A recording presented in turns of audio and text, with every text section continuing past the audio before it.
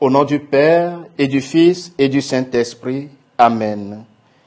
Esprit Saint, Esprit jailli du cœur de Dieu, torrent d'amour, torrent de feu, ô Esprit très saint, force des pauvres, souffle divin, entraîne-nous à proclamer que le Christ est Seigneur.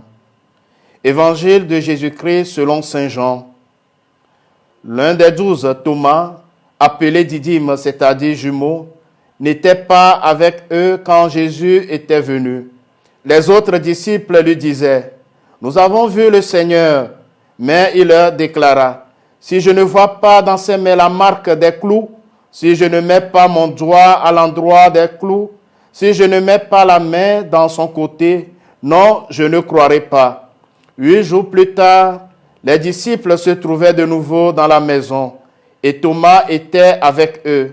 Jésus vient alors que les portes étaient verrouillées et il était là au milieu d'eux. Il dit, « La paix soit avec vous. » Puis il dit à Thomas, « Avance ton doigt ici et vois mes mains. Avance ta main et mets-la dans mon côté. Cesse d'être incrédule, sois croyant. » Alors Thomas lui dit, « Mon Seigneur et mon Dieu. » Jésus lui dit, « Parce que tu m'as vu, tu crois.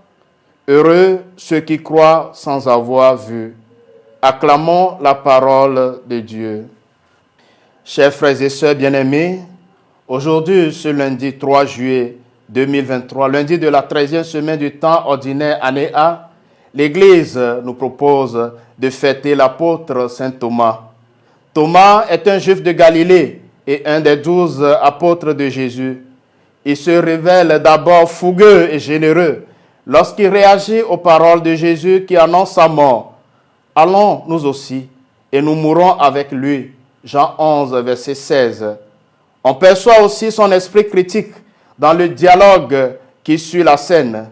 À Jésus qui dit, « Quant au lieu où je vais, vous en savez le chemin. » Jean 14, verset 4. Thomas répond avec vivacité, « Seigneur, nous ne savons même pas où tu vas. Comment connaîtrons-nous le chemin ?»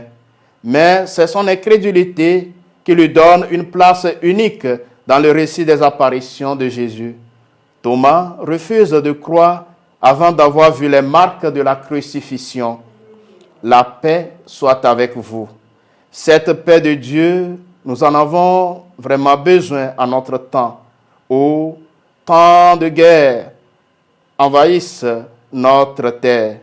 Là où il y a la paix, la vraie paix de Dieu, il y a Dieu lui-même, mon Seigneur et mon Dieu. Thomas, qui souhaitait toucher pour croire, se laisse toucher au plus intime de son cœur, au point de ne plus résister à l'amour du ressuscité. C'est ce même amour, cette paix que nous souhaitons pour tant de personnes qui vivent en situation de guerre. Parfois, notre Seigneur Jésus-Christ nous demande tout simplement d'être témoins de paix, d'être témoins de cette foi, cette confiance qui nous assure la paix véritable. Et nous le mettons au défi. Nous posons des conditions. Nous demandons même parfois un miracle ou nous demandons des comptes au sujet des demandes que nous faisons dans nos prières. Mais grâce à cet évangile, nous savons maintenant que le Christ ne nous juge pas et que nous ne pouvons pas dépasser toutes ces frontières afin de venir à sa rencontre sur le chemin de la foi si lui-même ne nous accorde pas cette paix. Ouvrons donc nos cœurs pour que nous puissions reconnaître la présence et la paix de Dieu dans notre vie. Frères et sœurs en Christ, accueillons cet amour de Dieu dans notre vie. Que saint Thomas prie pour nous. Le Seigneur soit avec vous. Que Dieu Tout-Puissant vous bénisse, le Père et le Fils et le Saint-Esprit. Amen.